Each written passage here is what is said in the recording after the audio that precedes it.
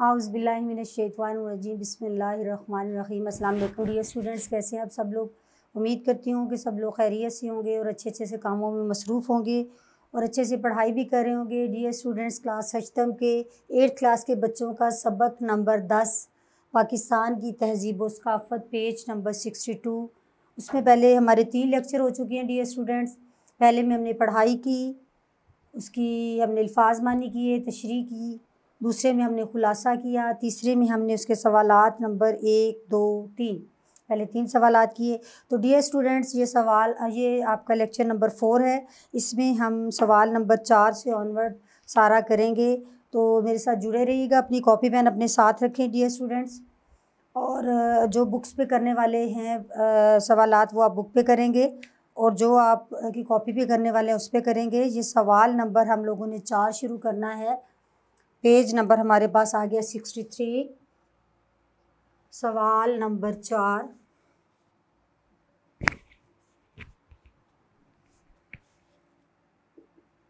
सवाल नंबर 4 हमारे पास है, खाली जगह पुर करें। खाली जगह पुर करें। डियर स्टूडेंट्स, मैं यहाँ से बोलूँगी, जो खाली जगह है मैं उसको पुर करूँगी, ऊपर लिखूँगी। तो आप मेरे साथ जुड़े रहिएगा। पहला देखें, लोक विरसा का अदारा डैश में वाक़या है, इस्लामाबाद। ये देख लें, अलिफ बे जी दाल हे वाव। लोक विरसा का अदारा डैश में वाक़या है, इस्लामाबाद। इस्लामाबाद। उसके बाद लोक विरसा का मेला डैश के महीने में लगता है, अक्टूबर के महीने में। अक्टूबर के महीने में लोक विरसा के मेले में डैश से ज़्यादा ममालिक के दस्तकार शामिल होते हैं। 20 से ज़्यादा, 20 जिसको आप 20 बोलते हैं, 20। उसके बाद है, शिंदौर का इलाका डैश और डैश के दरमियान वाक़या है, गिलगित और चतराल। गिलगित और चतराल। हे है, शिंदौर में पोलो का मैच पिछले डैश सालों से खेला जा रहा है, 800 सालों से। एक दफ़ा हम लोग फिर इसको देख लेते हैं। शिंदौर का मैच जो है, ये स्टूडेंट्स आप अपनी बुक पे देख लें इसको। एक दफ़ा हम लोग फिर टैली कर लेते हैं। पिछले 800 सालों, मैंने सही बोला, पिछले 800 सालों से खेला जा रहा है। 800 साल, 800 साल है। हाँ जी, 800 सालों से खेला जा रहा है। वाव है हमारे पास, मेला मवेशी डैश महीने में मुनक़िद होता है, फरवरी के महीने में। कहाँ? पंजाब के शहर लाहौर में। फरवरी के महीने में। तो डियर स्टूडेंट, सवाल नंबर 4 हमारा हो गया। अब सवाल नंबर 5 की तरफ आप आ जाएं। सवाल नंबर 5। सवाल नंबर 5 है हमारे पास, दुरुस्त जुमले के सामने टिक और गलत के सामने क्रॉस का निशान लगाएं। दुरुस्त जुमलों के सामने टिक और गलत जुमलों के सामने क्रॉस लगाएं। तो डियर स्टूडेंट्स, अलिफ बे जीम दाल, कितने हमारे पास? दाल है। आगे हमारे पास वाओ जे है। अब मैं स्टेटमेंट पढ़ती हूँ, आप ख़ुद भी देखिएगा। सबक हमने बहुत पढ़ाई भी की, तशरीह भी, खुलासा भी, तो आपको फ़ौरन से इसका पता चलना चाहिए। फिर मेरे साथ टैली करें। शिंदौर का पोलो ग्राउंड दुनिया का सबसे बड़ा पोलो ग्राउंड है, क्रॉस। सबसे बड़ा ऊंचाई का वाला है, ये सबसे ऊंचे इलाके में। शिंदौर का मेला 7 से 9 जुलाई मुनक़िद होता है, ठीक हो गया। जीम है हमारे पास, लाहौर को पाकिस्तान का दिल कहा जाता है, बिल्कुल ठीक है। दाल है हमारे पास लोक विरसा का मेला अक्टूबर के आखिरी हफ्ते में लगता है। लोक विरसा जी नहीं, लोक विरसा का नहीं लगता, मेला मवेशी लगता है फरवरी के आखिरी हफ्ते। ईद उल फितर यकम शाबान को मनाई जाती है, गलत है, यकम शावाल को मनाई जाती है। आपको साथ दुरुस्त इसलिए बता रही हूँ कि आपके जनरल नॉलेज में भी इजाफा हो। लोक विरसा के मेले में जानवरों की नुमाइश होती है, गलत, जानवरों की नुमाइश नहीं होती। उसके बाद है ईद उल अज़हा हज़रत इब्राहीम अलैहिस्सलाम की सुन्नत है, बिल्कुल ठीक। है हमारे पास मेलों का मकसद पाकिस्तान के लिए ज़र मुबादला कमाना भी होता है, बिल्कुल दुरुस्त। तो डियर स्टूडेंट्स, सवाल नंबर हमारे पास हो गया ये 5। सवाल नंबर 6 की तरफ आप आ जाएं। ज़रूर आपके स्कूल में लाइब्रेरी होती होगी, आप अपनी स्कूल की लाइब्रेरी में जाएं और आप वहाँ बहुत सारी किताबें होती हैं। अपनी लाइब्रेरियन या वहाँ जो कंट्रोल कर रहा होता है उससे पूछें या ख़ुद ढूँढे, एक कोई किताब ढूँढे जिसमें पाकिस्तानी तहज़ीब व सकाफ़त की मालूमात हों, उनके मुतल्लिक़ कुतुब पढ़िए।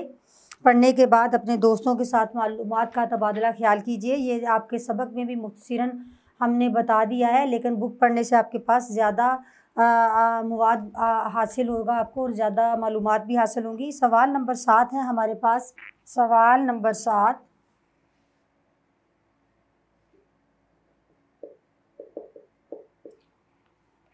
हाँ जी, दुरुस्त मुतरादिफ को कालम जीम में लिखें।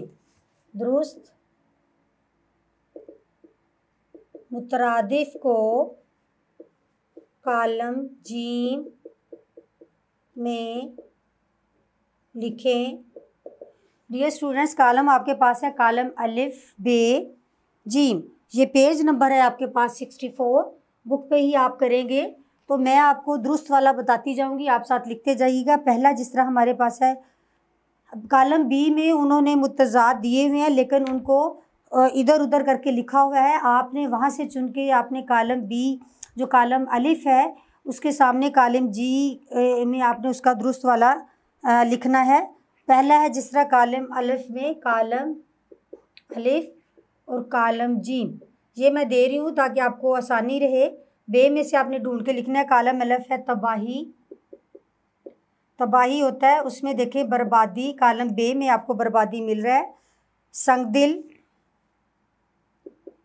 संगदिल, उसमें कालम बे में देखें जालिम, ये इसका मुतरादिफ है। मुतरादिफ होते क्या हैं, आपको बार बार बताया था कि मुतरादिफ होते हैं कि उनका मतलब एक ही होता है लेकिन अल्फाज मुख्तलिफ होते हैं, उसका मतलब एक ही होता है। मुतशाबा और होते हैं, मुतरादिफ और होते हैं। ठीक हो गया। ये क्या है कि मुख्तलिफ अल्फाज के मानी तकरीबन एक ही होते हैं, उसको मुतरादिफ बोलते हैं। दर्द, तकलीफ़,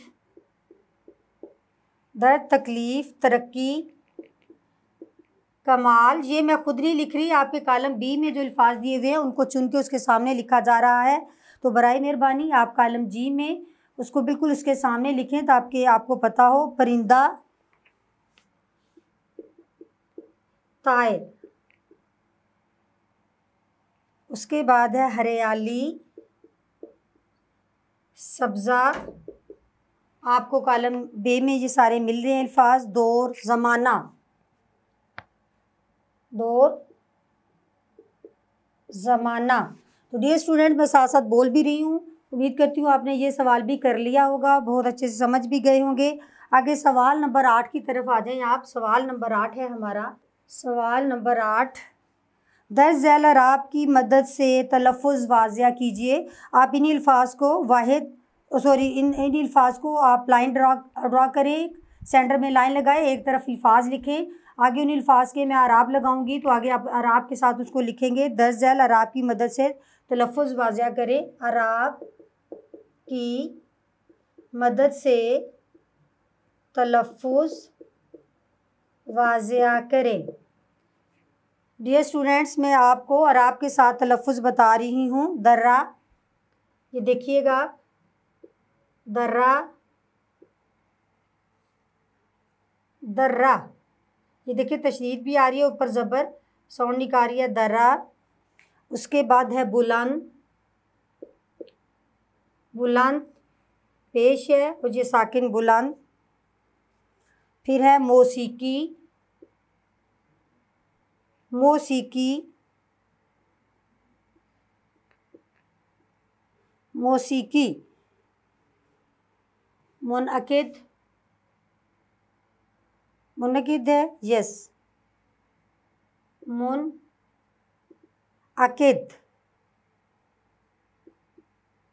मुनअकिद। उसके बाद नेक्स्ट वर्ड आप देखिए निशान, निशान, दर्द, दर्द, वाहिद, वाहिद, सकाफत, सकाफत।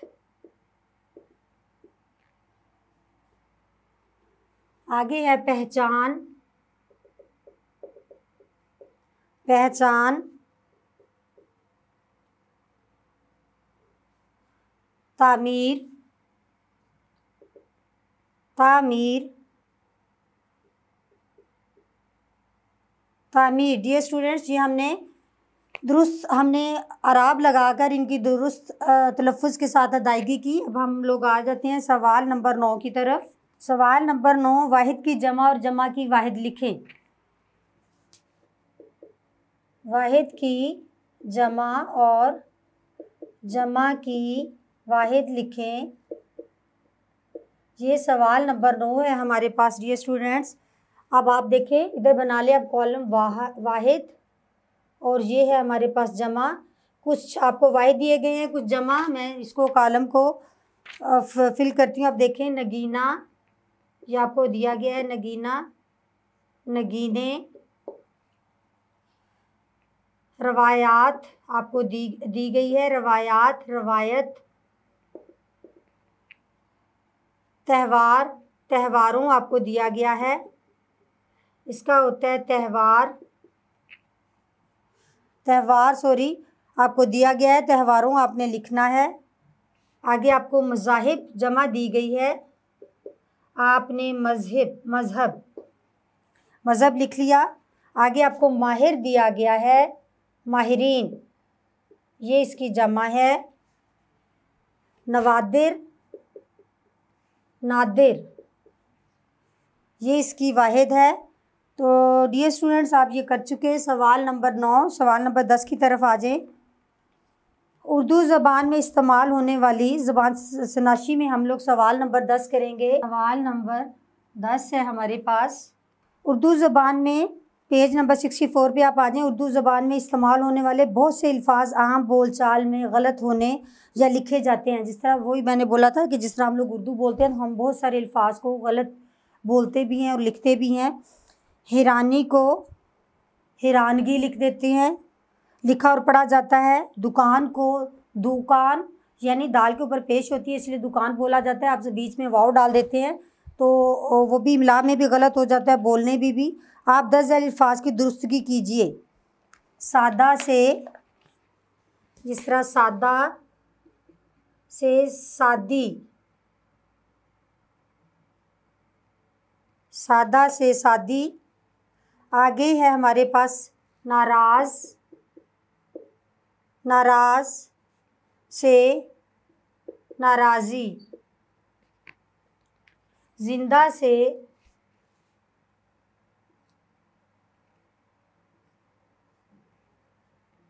जिंदा से जिंदगी। संजीदा से संजीदा, संजीदगी।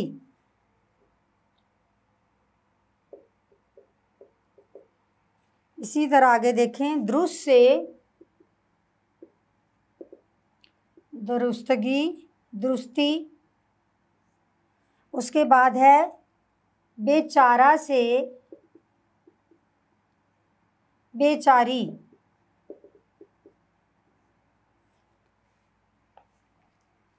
डियर स्टूडेंट, सवाल नंबर 10 हमारा। 10 के बाद आप आगे है सवाल नंबर 11 की तरफ। तख्लीकी लिखाई। मैंने बोला था कि कुछ आप एक्टिविटीज़ करें, कुछ से खुद से एफ़र्ट करें ताकि आपको लिखना आए, आपको आपकी सोच को वुसअत मिले, आपकी राइटिंग को, आपके अल्फाज को। इसलिए कुछ एक्टिविटीज़, कुछ काम आप सेल्फ में करें। स्टार्ट में अगर मुश्किल होती है, दिक्कत होती है, तो आहिस्ता आहिस्ता आप इस पर भरपूर अबूर हासिल कर लेंगे। पाकिस्तान एक तरक्की पजीर मुल्क होने के नाते सवाल है बहुत से मुआशी मसाइल से बदअज़माया, यानी पाकिस्तान अभी तरक्की याफ्ता ममालिक में नहीं, तरक्की पजीर यानी तरक्की कर रहा है।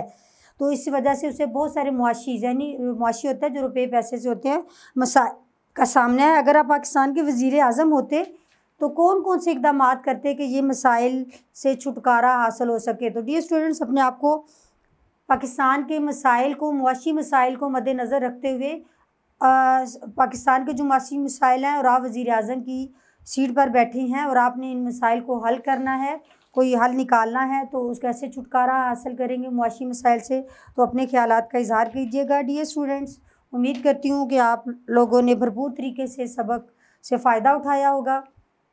तो जुड़े रहिएगा मेरे साथ। इंशाल्लाह अगले सबक में हम लोग मिलेंगे दोबारा। इसको दोबारा सुनिएगा, सारे सबक को, इसको देखिएगा। इसके लेक्चर किसी चीज़ की समझ ना आई तो कमेंट बॉक्स में बताइएगा। Thank you so much.